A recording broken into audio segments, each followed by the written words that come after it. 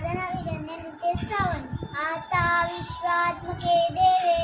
येणे वाग्यज्ञ तोषावे तो शोनी मज द्यावे पसाय दान जे खरांची व्यंकटी सांडो तया सक्कल मीरती वाढो भूता परस्परे करो वैश्य जीवांचे दुरितांचे तिमिर जाओ विश्वधर्म सूर्य पाहो जो देवांचे तो ते राहो प्राणी जात वर्ष कलमंडली इष्टर इष्टांची मांडी आली अर्णव प्रभू मंडली भेट तू भूता चला